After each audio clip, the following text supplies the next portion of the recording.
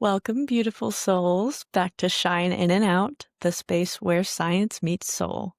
I'm your host, Sammy Stoltz, and today's episode is for every woman who's ever felt like she had to be good to be loved. The one who always smiled, said yes, played nice, even when it cost her her peace, passion, or authenticity. Joining me is Rosie Milsom, a self-worth and confidence coach based in the UK, who's helping purpose-driven women stop people-pleasing and start living fully aligned, deeply fulfilling lives. She's leading a movement of women who are rewriting their worth and showing the world who they are without the mask. Today, we are unmasking the good girl and talking about why we become her, what it costs us, and how to reclaim your truth, your voice, and your nervous system in the process. As Dr. Gabor Mate says, the greatest loss is what dies inside us while we're still alive. Let's make sure we come back to life.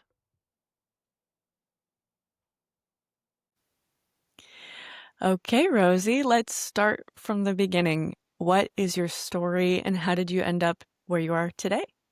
Yeah, okay, thanks, Samantha. So my story is of where I got to where I am today. I suppose the best place to start is a few years ago, I was working in the charity nonprofit sector. Had a really purposeful job, really enjoyed it, but I just felt like there was something else that was missing, and it was off the back of a almost decades long fertility journey where I'd been trying to have children with my ex-husband. And I was coming to the realization that that probably wasn't going to work out for us. I wasn't going to be a mom. And so as part of dealing with the physical and emotional fallout of that, I discovered the world of spirituality, mindset, personal development. I read my first non-fiction book and, kind of got hooked, and it really helped me kind of deal with the emotional and mental struggle that comes with fertility. And when I was coming to the point where I realized we probably weren't going to be able to have children, I thought, okay, well, if my life isn't going to look like I thought it was, if I'm not going to leave the legacy that I thought I was going to, what do I want my life to be about? Like, what do I want to achieve? What do I want to do? What's the legacy that I want to leave behind? Eventually it kind of led me to digging into what I felt my real purpose was, what I really wanted to do. And all of the research that I did, the course that I did, were pointing to me becoming a coach, and that was something that really excited me. So I found a coaching certification that brought in all of the elements of stuff that I enjoy. So it wasn't just like neuroscience, there was a bit of like spirituality in there. Studied it, became a coach, and I thought I was going to be like a career coach or something along those lines. But as I started working with my first paying clients, I realized that at the root of it, whatever their issue was, whether it was they were trying to find love, whether they were trying to launch a business, whether they were just trying to love themselves more, was self-worth. Was this idea that they're not good enough. And I realized that was the key, the foundational thing to every single issue. And so that's when I kind of niched down to become a self-worth and confidence coach. And now I work largely with like creatives, change makers, or entrepreneurs. So that tends to be the people that I attract, with people with like a creative edge, or people that are wanting to run a business, or like say really purpose driven people that want to make a difference, and helping them, bring their like dream life, career, or business to life. Giving them the kind of confidence and self-worth to know that they can do it, they deserve it, they're capable. And that's where we are today. Beautiful story, and one I think many people will be able to resonate with, especially the fertility journey. I know a lot of women struggle with that. And the way that you came out of it in such a positive manner is incredible. I'm so glad that you found your purpose, your spirituality, all of those things. The books have helped me a lot as well, especially after my father passing and, everything that I've been through. So what a gift that you landed in that world. Um, Yeah, absolutely. and so you describe the good girl archetype. What, Mm. how do you define that? What does that look like?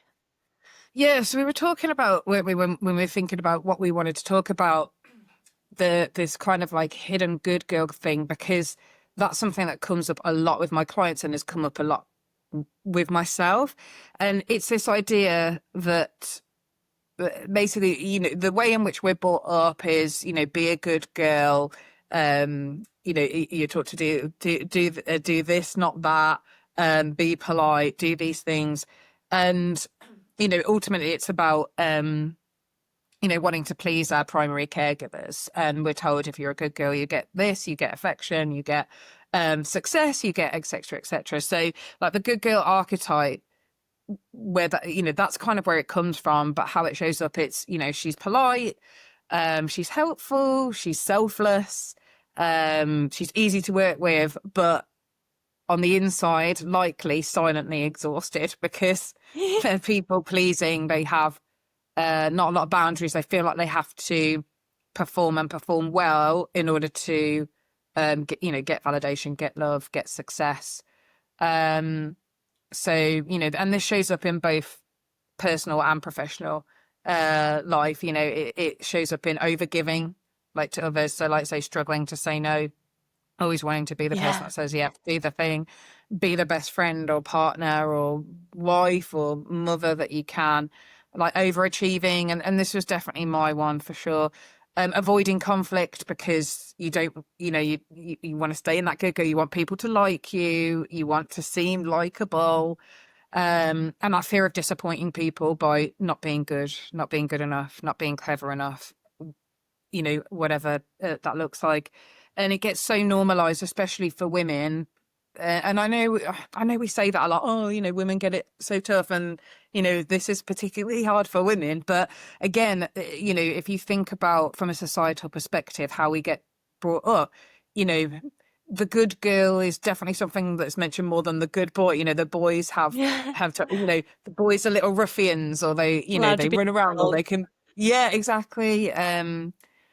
So we have that kind of childhood conditioning and the school systems, that you go through, and, academic achievements. And we're always told that girls, on average, are more academically like achieving than boys at a certain time, and you get social rewards for being seen as the good girl, and obviously you get slut shamed or otherwise for doing anything else, or if a woman, there's always that thing, isn't there, about like if a woman is bold and speaks her mind, she's like arrogant or difficult or a bitch, whereas when a Yes. man a man speaks his mind, it's like, yeah, he's powerful, he's and yeah, like I say, it's not me getting out my tiny little violin for women. Do you know what I mean? And even though I am, I absolutely am a feminist. It's just I don't want people thinking, oh, it's just kind of bashing and women get it hard. But in some points we do, and that's just a fact. It's So it's yeah, just that's the go on. yeah, Sorry. it's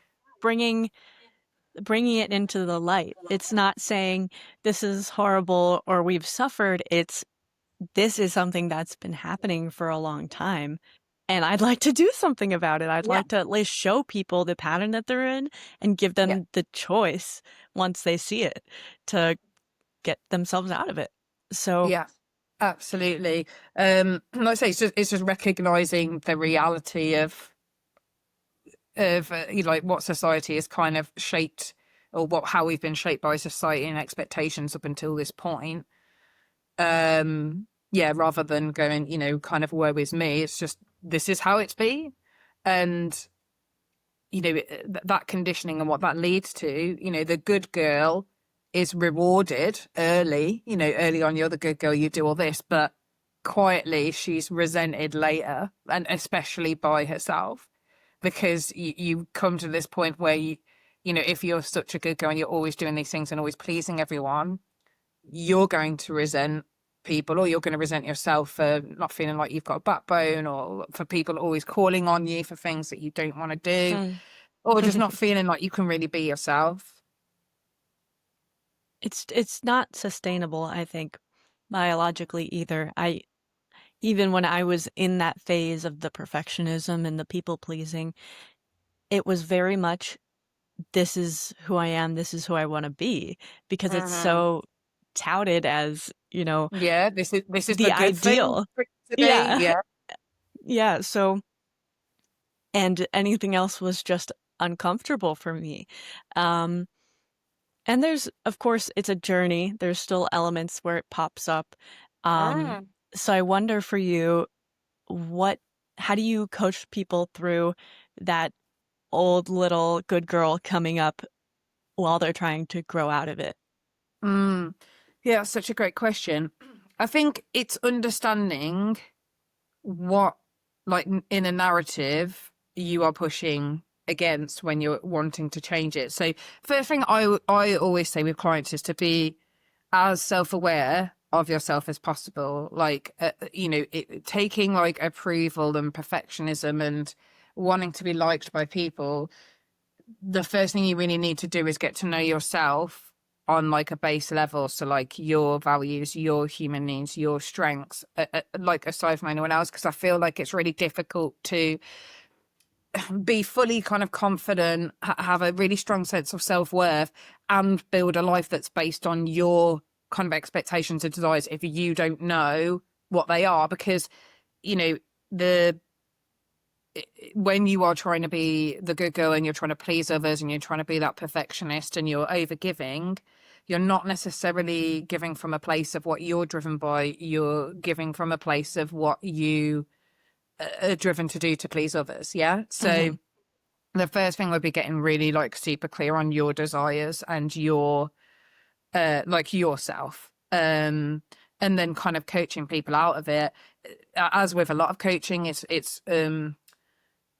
would be digging to find what limiting belief is being triggered by them not being the good girl. So ultimately, I would say for a majority of people, it'll be something around everyone's is nuanced and is linked to their own experiences, but it's going to be something around if I don't do this, I'm not good enough. I'm not worthy of love. I'm not worthy of success. I'm not you know worthy of belonging. I'm not capable of doing these things. So it's getting to the root of that and being able to shift and change it. And when you don't feel like you only get validation, or you only deserve love, or you only deserve success when you're being this perfect version of you, that's when you can step out and just be more you and give yourself grace, not to feel like you have to, give all the time or be the good girl. And it doesn't mean like you have to be a rebel or,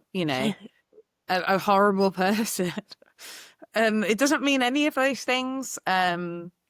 It's understanding what your motivations are and what your fears are behind no longer being the person that's seen as the good girl. And working to reframe and rework that, so that you're no longer held back by this, this belief that says, if I'm not this, then that is going to happen. Does that make sense? Totally. Absolutely. It's living as yourself and first having to dig deep and find yourself and your values and your Mm. ideal lifestyle, because you've almost been given a template for so long, and it's hard to get out of it because everybody knows you as this good girl. Yeah. So there's a lot of resistance from the people in your life at times Mm. because they're not used to this person that Yeah. pushes back or says no. Yeah, And absolutely. and it's not that it's selfish on their part, but that it's expected at this point, and it's a hard pattern to break. And all of these years you've been following that template, and so you're Mm. missing out on so many things, and you don't realize that you're hurting yourself because everything looks good on the outside. Yeah. What what have you seen as the losses of the people who Hmm. have spent so many years being someone who they're not quite aligned with? Yeah, yeah, absolutely. Yeah, there's definitely hidden costs. This isn't just a surface level going, oh, I don't want to be a good girl, I don't just want to say yes anymore. Like there is a lot more to it than that. There is a lot more at cost. And it's things like you kind of touched on it a little bit there, but like burnout and emotional fatigue. um I feel like burnout's like a buzzword. I don't know if it's just because I'm still in the charity sector and we use it a lot over here in the UK at the moment, but it is a real thing, and it's really hard to bounce back from. Um like under earning and undervaluing yourself, because if you're like wanting to be the good girl, say you're a business owner Mm. and you want to be the good girl, you want to please people, you want to help people, you want to be altruistic, you want to be, but I'm not in it for the money, I just want to help people. You might be like, oh, I can't charge that much. I'll have to add a discount to that. Or even just, uh if you're in employment and say, taking the charity sector for example, you're like, oh, I need to do a job that has to be giving something back. I can't, I don't want to be seen as one of those corporate people who's chasing Mm. money or whatever. It's not all about money, but you'll see a promotion and be like, no, do you know what, that's not for me. I'm not that person. I'm not the person that stretches. I'm not the ambitious one. I'm not necessarily the driven one. So there's that kind of under-earning and undervaluing yourself at work. There's resentment, in relationships. We touched on that earlier. You're gonna start resenting people who, like you say, it's it's not necessarily even they're putting expectations on you, but if you feel yourself moving out of wanting to be in this space anymore, but they're only used to you being that way, you're going to resent what they expect of you, but they haven't really known anything else. I think invisibility as well, like being overlooked, perhaps. Just like, even if you are awesome at what you do, or you're an amazing woman or person or lover or whatever it is, if again, the good girls tend to be, keep your head below the parapet, don't make a fuss, don't push, don't do those things, so potentially getting overlooked. And then, like you've mentioned, that sense of perfectionism, imposter syndrome, like, again, it's another term that gets thrown around a lot, but imposter syndrome is so debilitating, because, and I tend to see it actually more in the more ambitious women.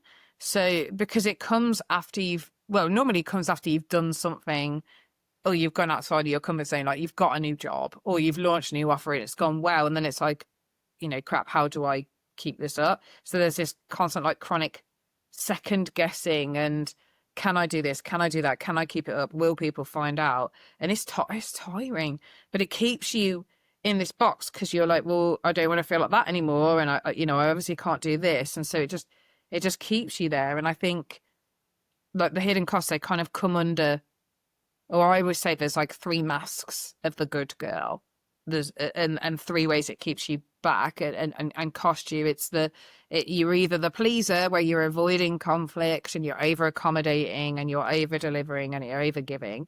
The prover, so someone who overworks to earn that approval and that, like, good girl status.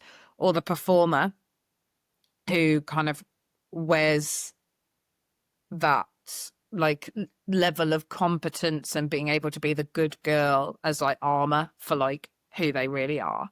This is what I'm going to show to you all. The inside, I want to go be a rebel, I want to go do this stuff, I want to go and do that. And I think, what, the good girl does what's expected until one day she doesn't know what she actually wants, and that's where you get lost. Totally. And there's this dichotomy. It's like a parable of all of these women that are trying to, like you said, be ambitious. There's Mm, you're almost trying to find that balance between you're too meek and people will walk all over you and not give you the respect you deserve, or you're too harsh and people see you mm. as a bitch, like you said. And it is a dichotomy between, males in the same fields. And it's difficult because it's like, even if I change my belief system, people are still going to see me how they're going to see me. Yeah. And it's also an exercise in letting go of that of the control of how other people see you and realizing that you never actually had that control in the first No, place. no. Yeah, And that's why you were absolutely. doing it, right?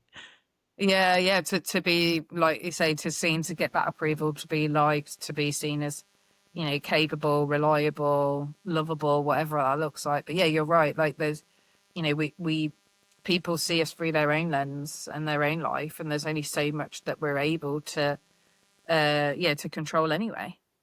Yeah, and there's actually a term in science for those hidden costs. It's allostatic load.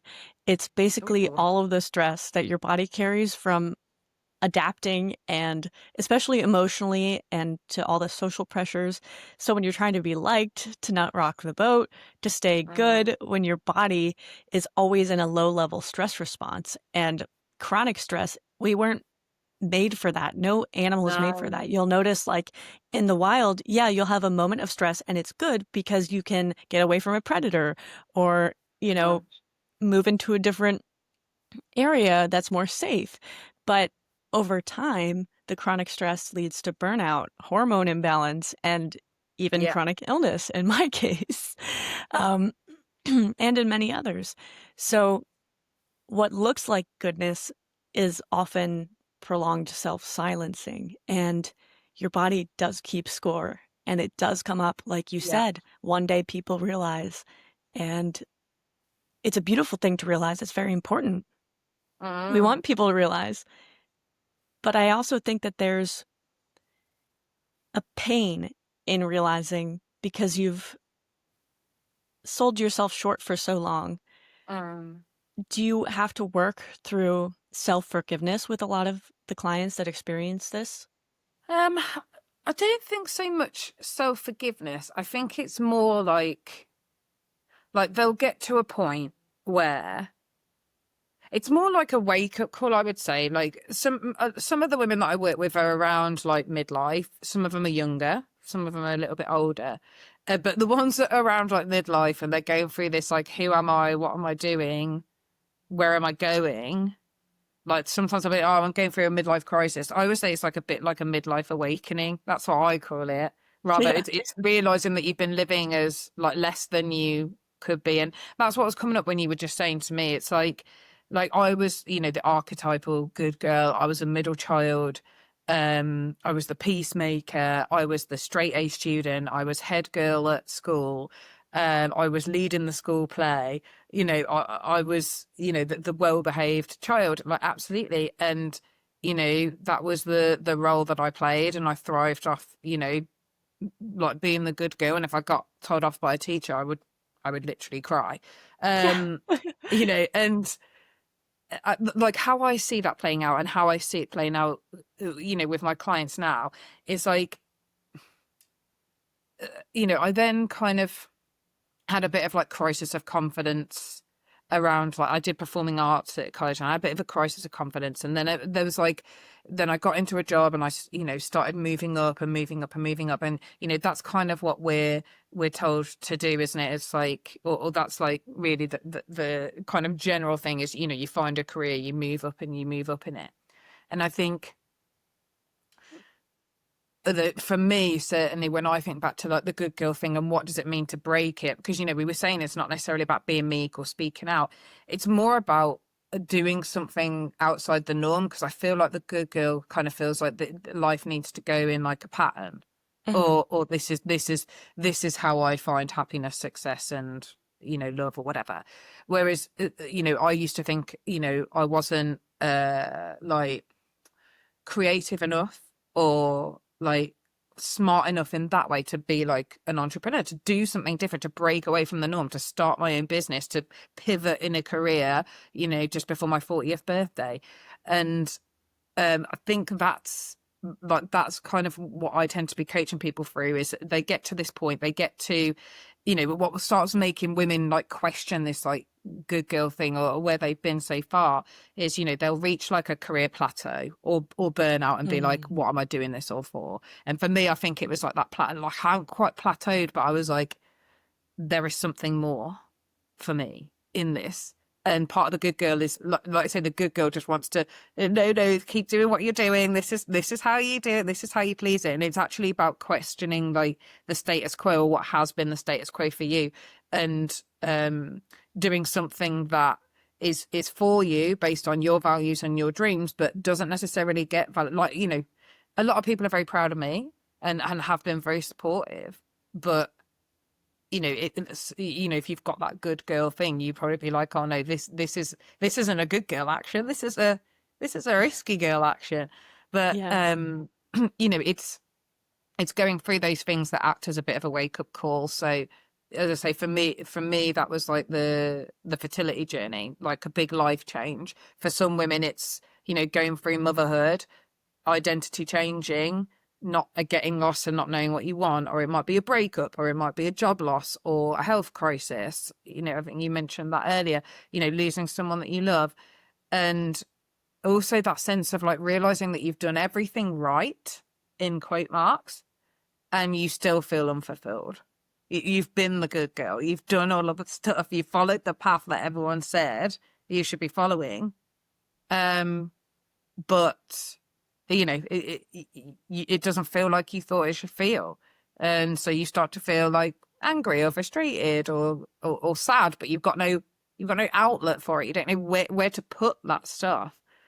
And yeah, I guess for me that was like the turning point of realizing that being the good girl doesn't necessarily work anymore. Um, or the idea of my idea of the good girl doesn't necessarily work anymore. Yeah. It's almost like the parable of the cave. Like we put ourselves in this box, society loves us in this box, and we're looking at the cardboard wall and we're content with that until Mm-hmm. one day we decide to turn around and there's a glass door.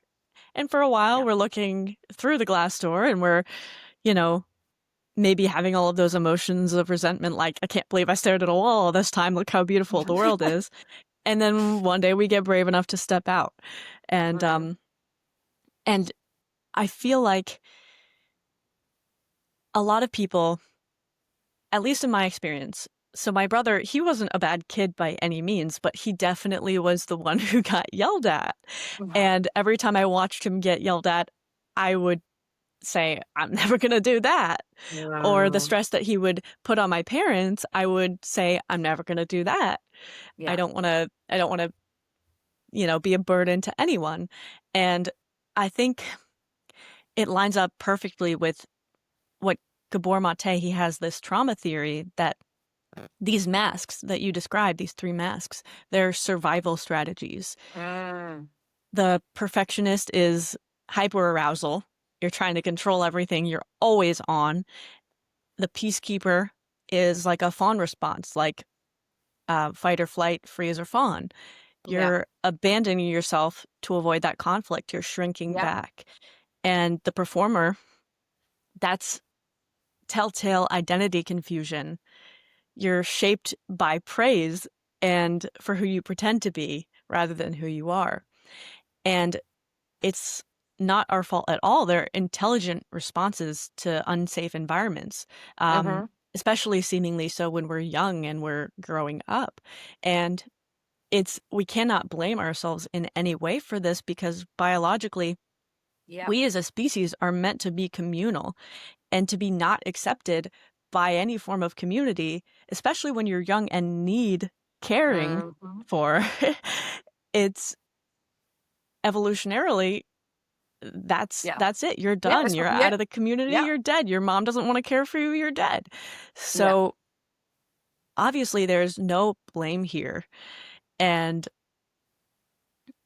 it's just a fact of Yeah. especially more recent life when we have less to worry about than survival. Mm-hmm. Yeah. And And then so our our, brain goes into, yeah, you're absolutely right. It is that sense of survival and safety. It is, our brain just doing what it was built to do. But like you say, now we don't have the types of like worries and concerns that we had when we were cavemen. And like you say, you've got the saber-toothed tiger and you're running away. It's looking for those threats, seeing where those threats are, and just trying to keep you safe. So yeah, there's absolutely no blame. I think it's just it's it's that awareness, isn't it? Like the awareness of this is what is happening and why. And I guess that awareness is like the first rebellion in a way, to like the good girl. But it's funny, something you said reminded me of something, when you were talking about like your sibling Hmm. and seeing them get told off. I was in a very similar situation. Um when I was a teenager, like I say, I'm a middle child. I've got sisters both side of me, Hmm. and I remember driving in the car with my mom one day, and both of them were like playing. They weren't there at the time, but they were both giving her like a bit of jip, I think. And I remember her saying to me, "Oh, at least you don't cause me any Oh. trouble." And I was like, she said, "The only reason I worry about you is because you don't tell me anything." She was totally right. Like, I was the kind of quiet one, the polite one, the one that didn't give her any outward jip or trouble.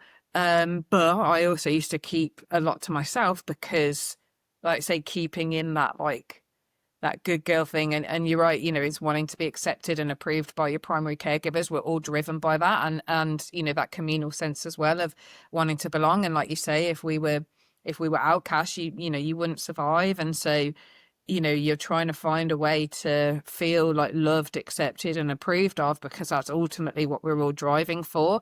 But it's realizing that you don't have to be this person or the good girl at the cost, of your life, of your happiness. You don't, there is space to be both. You can be both a good girl and a rebel, or just a good girl and yourself. Yeah. You can do the things that you want and build a life that matches you and fulfills you, um and you can speak your truth and be the fullest version of you, and you can be a good girl. It's not either or. It's just, if the good girl in you is coming from a need to constantly be accepted, and is over giving and burning out and resenting people and doubting themselves because they believe this is the only way they get what they want, then that's when it becomes a problem. Absolutely. What you said about not telling your mom things, or even that she recognized that, and I'm glad that she said something about it, because at least she was aware of it. And so many Mm, parents aren't, because it's, especially the more kids you have, the more it's like, oh, okay, we don't have to worry about them, they've got it all together. Let's put our yeah, focus in the people that need us, but we need you too, right? And yeah. um thank goodness I had, my tools. I had writing and poetry, and when I look back on those phases of my life, it's almost comical that I really presented as happy every day, and I truly was, but I Mm, was suffering in many ways.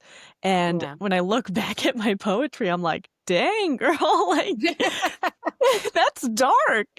And so, yeah, it's very powerful stuff. And it's what it looks like when we come out of that is, it's a journey, and Mm, you've helped a lot of people walk through that.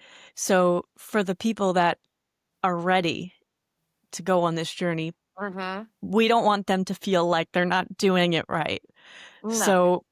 So if you could give some experiences that you've had, that it's not a linear process, that it's not as easy as it seems just because you've made the decision to do it. Mhm. Um, just some real life experiences that people could learn from. What, from mine or from clients or Anything. anything? I think if you're ready to go on that journey, or you're like, okay, yeah, some of this is resonating. I'm recognizing some of myself in this and in this conversation. I would say, well, first of all, I'd say, you're not broken. You're not doing it wrong. You're just ready for something else, ready for something different, ready. And it's never too late to rewrite the rules or just become the fullest version of you that you're supposed to be. But I would say, like, key takeaways, thinking about my experience of breaking out of that mold and some of that of my clients as well, I would say, like I say, awareness is the first thing. Hmm. So it would be noticing when you're shrinking or shape shifting. So again, for me, that would be keeping stuff to myself when I'm like struggling, because I'm not wanting to be seen as like weak or needing something off other people, um but also shrinking in terms of like my purpose, my job and my career. I was doing less than I thought. And there's also that sense of shape shifting as well. So like if you notice yourself becoming someone slightly, like we all have friends or like colleagues where we perhaps show a slightly different side of ourselves, or they bring out a slightly different side to us Hmm. than maybe another friend does. But if you find yourself shape shifting in order to like fit in or please people, so it's becoming aware of those things first. Like, where am I shrinking myself? Where am I shape shifting? Where am I perhaps holding myself back from, saying the things I want to say, or doing the things that I want to do? Because you can't change what you're not aware of. So that would be the first thing. And then I'd be saying is reconnect with what you need, not just what others expect. So that goes back to what I was saying before about that self-awareness piece. So actually get to know you as you, like not with that mask on, like, go online and do some, values-based quizzes or strength-based quizzes, or go and find out what your human needs are. Um, if you're into spirituality, go explore your human design. Like there's so many different ways that you can get to know yourself, and what it is that you specifically need and what you're specifically driven by, rather than the being driven by approval. And then I'd say the next part, and the next part I often help clients with, is like learning to tolerate the discomfort of not pleasing Mm. everyone. Like you were saying earlier, there is going to be certain pushback if people are, have always seen you that certain way. It's getting used to being okay with like not being liked, or not being like approved of, or people questioning you, or saying no and people being disappointed. Because if you can't learn to tolerate that, you're going to find it hard to break out. But again, I think that comes back to knowing yourself, knowing your worth, knowing when to say no, and that those reasons are aligned with you.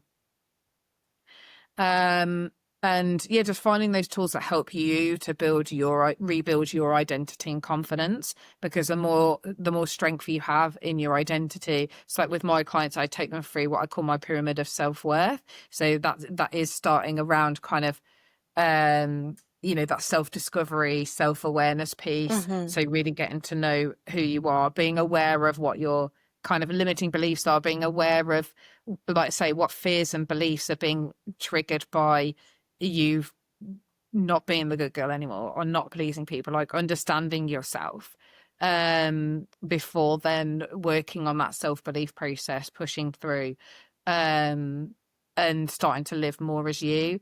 And it's ultimately shifting from proving, that you're a good girl, that you're good enough, that you're capable, that you're nice, that you're loved enough, to just being just being you, Yeah. being yourself. And knowing that you don't have to earn your worth by being easy, agreeable, quiet, perfect. Um, the goal isn't to be, like we said earlier, it's not about being like rude or reckless or being an absolute rebel. It's more about being honest with yourself and with others, and being whole and being visible as you. Yeah. So yeah, that's what I would say. And asking for what you need, right? Like you were Mm. talking about all of the resources you have. You could learn your love language. What if this whole Yeah. time you were feeling unsatisfied in relationships and it's because the people that you're in relationships with weren't speaking the same language that you speak when it comes to love or receiving love Exactly. versus giving love.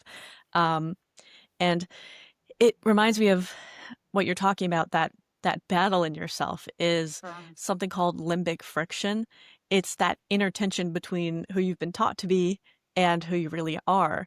And when it comes into your view, it's powerful and it does cause stress, both emotionally and neurologically. Oh, But when you have that stress, you can remind yourself that is a sign that you're healing, that your yeah. brain is starting to rewire. And we have neuroplasticity, like you have the capacity to become this person. You just need the time and the discomfort Hmm. to get through to reclaim yourself. And Yeah.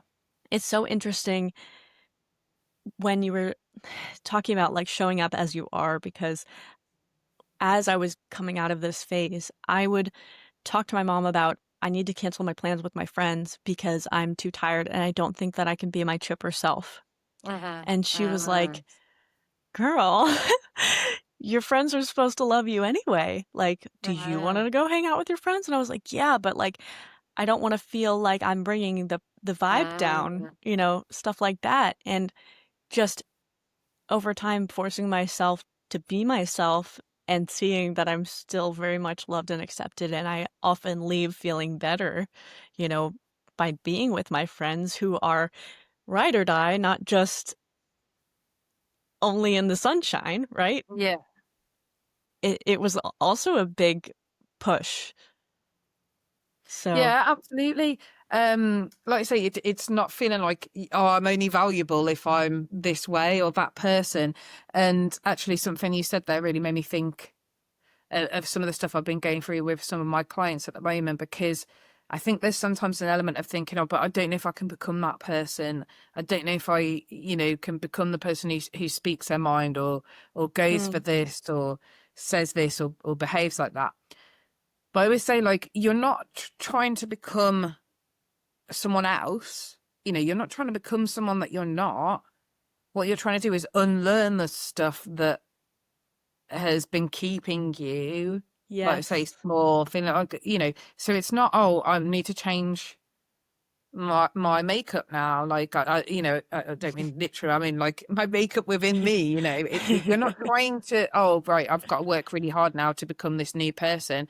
No, no, no. You already are that person, but it's the conditioning and the behaviors that you've put on top of that is stopping you from just being that person. And how you know that is because you don't always feel like yourself. You're not happy. You're not fulfilled. You're feeling like something is missing. You're feeling lost.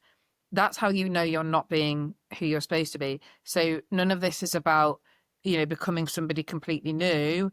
It's removing the stuff that's stopping you from being the person you already are. Yeah. And it just came back to me what you said earlier about feeling like you weren't creative enough. Mm. And there's also some real biology behind that because when you're in that chronic stress, your body's not allocating any energy to be that creative self. Mm. And that's where the science gets beautiful, really, because in polyvagal theory, when you start to feel safe being fully seen, your body moves into the ventral vagal activation. And that's the ultimate healing. Your creativity can flow. You can speak up, set boundaries, cry, dance. You're not just being brave, you're actually regulating your nervous system and returning to Mm. that authentic self. And it's not being somebody who you're not. Like you said, it's reclaiming the person who you are, who you're meant to be. Yeah, Um, exactly. and people, obviously, who struggle with self worth and confidence, that's going to be a lot harder of a journey. Um, and I believe that you talk about the difference between the two and how you can achieve them differently, but of course in a synergy. Could you explain a little bit more about how the approaches differ and what In it looks between the like? two, what? Sorry. Self-worth versus confidence. Mm. Yeah, I think the difference between the two. So confidence kind of says, "Here I am. I'm doing the thing." Um, then yeah, they're not the same thing. I think confidence comes from self-worth, But you can also be a confident person and have no self-worth. And I think that's the thing that some people sometimes get mixed up in. They think they think confidence looks like this, self-worth looks like this. They imagine someone with no self-worth being like quiet, and that isn't the case at all. I would say I've always been a confident person. And actually, I do always think I've had a strong sense of self and self-worth. That there's definitely been times I struggled, like, at work or, in my friendships, and, throughout my fertility journey. But like I say, yeah, the difference between the two is confidence is like the outer thing. Confidence is the performance side. Confidence says, I'm doing this. Look at me, I'm doing this. I'm speaking up, I'm making the speech. But self-worth is that inner voice saying, I deserve to be here. I believe in Mm-hmm. myself. I value what I'm doing. So you can be a confident person and do those things, but inside be thinking, how long is this going to last? How long, or you will Mm. have those moments of confidence where you're doing the thing and say, oh, look at me, or you're in a great relationship, but it only takes one thing or one thing that someone says to kind of turn that around. And like I say, then you're back to that trying to create safety. So self-worth is that inherent knowing that you are worthy of love, success, whatever it is that you want, just as you are. That you are a whole Mm. and worthy person. You are valuable. You deserve things. You are capable. That is like the foundation of self-worth. And that can give you the confidence and that can give you the self-belief. But confidence might be, oh, I'm confident in this particular area. I'm confident enough to Mm-hmm. put myself forward for this thing. But you don't necessarily, you might still feel like you have to earn something. Even if you're confident in something, you've still, yeah, but I've still got to get this validation, this acceptance, this, still got to do this kind of thing in order to, to have what I want. And so it can be quite performative and feel like you have to keep going and do more and achieve more and, you know, do another course or get another Yeah. qualification or do another speech or speak on another podcast or whatever in order to earn that kind of confidence and recognition. Whereas self-worth says, I'm already enough as I am. So yeah, that's what I'd say is the difference between the two. Absolutely. I think that's very well explained and it's intuitive, even though initially somebody might consider them to be the same thing based on what they're feeling. It's that confidence is built through action. And so Mm. all of the good girls out there that are working hard to be excellent, it's behavioral and it's skill based. So you can have confidence, but the fact that you're not living for yourself, that you're living for everyone else, that says a lot about your self-worth Yeah, and not feeling enough as you yeah, are.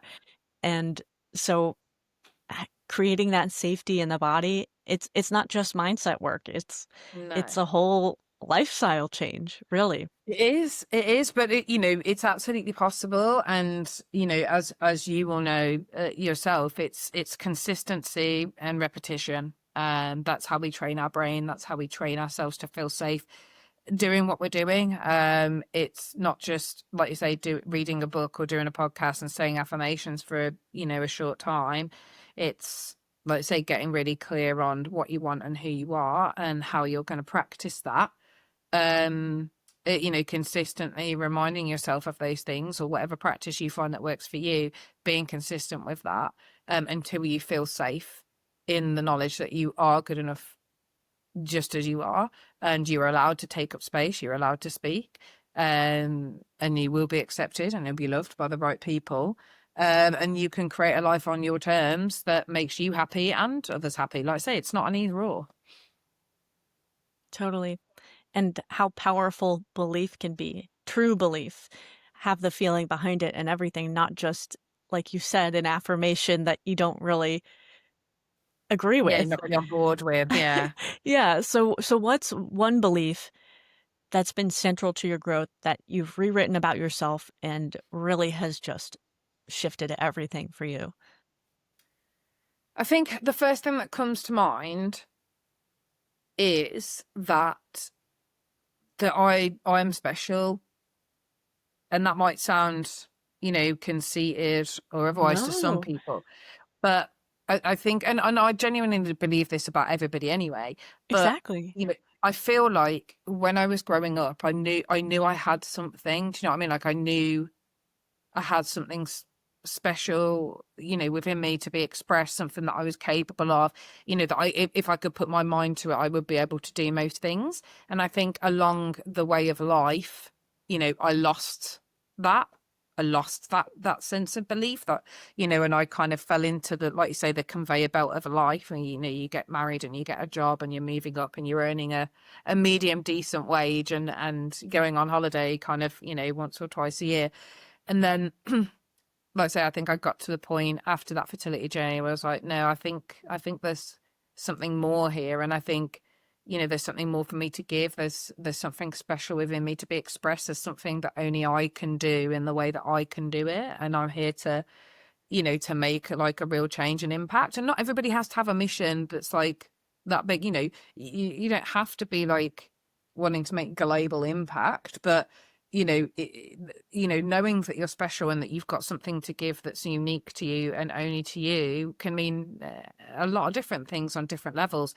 But I think that's the belief that I held at one point, lost at one point, and now have worked to nurture again, that I'm here to do something special, something important, and not to, yeah, I mean, yeah, yes, to make my life worthwhile in a degree, but I'm driven a lot by my values, which are around optimism, hope, joy, purpose, impact, and I've built a life that aligns with those values and allows me to dream about the what I believe is possible for me to change, and that's why I love working with like creatives, change makers, and entrepreneurs, because that's very much like my kind of remit. I want to support people who also, on whatever scale that looks like, they want to create, they want to create change for people, they want to create solutions, they want to create their own sense of freedom and create something that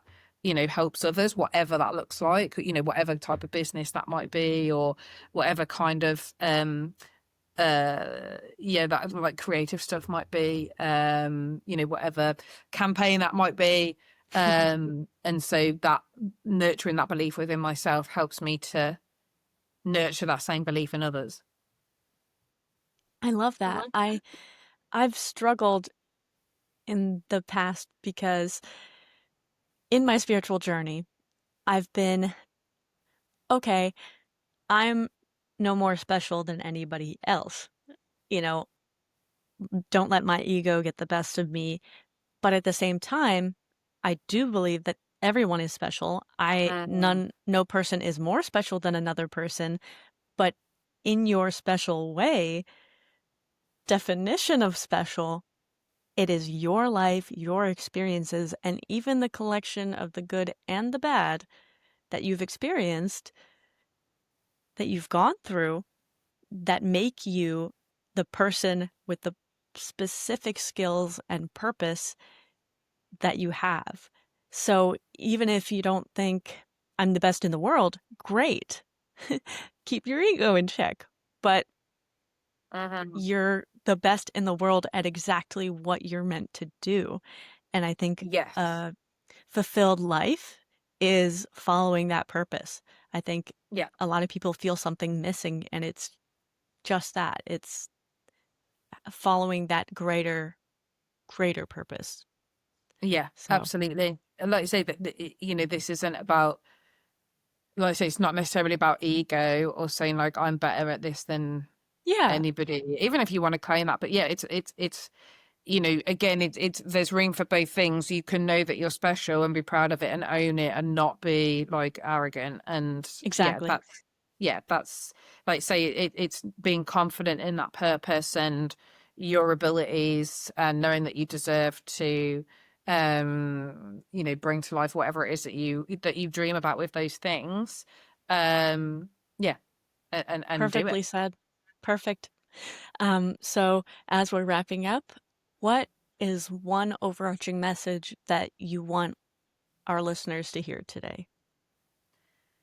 I think I think it's going back to what I said before about the fact that you don't have to earn your worth by being good, by being easy, by saying yes, by being the favorite.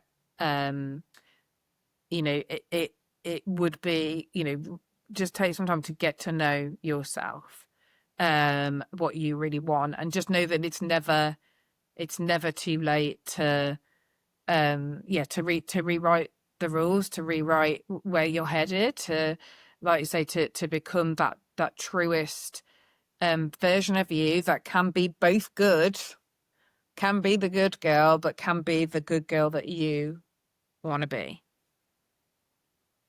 Love it. Thank you so much for being here, Rosie, and for sharing your wisdom. I think a lot of people will be impacted by this, especially the people that didn't even recognize this part of No, themselves that feels they need yeah. to be the good girl. So thank you so much. If people would like to find you as a coach or your content, reach you in any way, what is the best way to do that? I'm on most of the platforms. So I'm on Instagram. So you'll find me as perhaps I can share some links with you in the show notes. I Great. don't know how Yeah. you do it, but Perfect. but yeah, I'm on there as Rosie Milsom Coaching, just with an underscore between. I often hang out on LinkedIn as well if anyone's on there. I'm also on Facebook and on TikTok. So yeah, people can come find me, but I'll share some links in case anyone wants to yeah, come and say hi. I'd love to hear. Awesome. Perfect. I'll put them in the show notes. Thank you Thank so you. much, Thanks for Rosie. having me. Of course. Have a great rest of your day. Thanks. Rosie, thank you so much for this nourishing, truth-filled conversation. Thank you for your vulnerability and for showing us that it's okay to show up as you are. As Gabor Mate reminds us, many of us were trained to be good at the cost of being real, but we're allowed to rewrite that, and we're allowed to begin right now. To everyone listening, if this episode stirred something in you, that is not weakness. That is awakening. It's just the beginning. So let yourself have the permission to stop performing and to start returning to who you are. You can connect with Rosie at the links in the show notes. And if this message moved you, please share it with someone who needs to hear it and let them know they're not alone. They're just at the beginning. As always, keep shining, and we'll see you next time.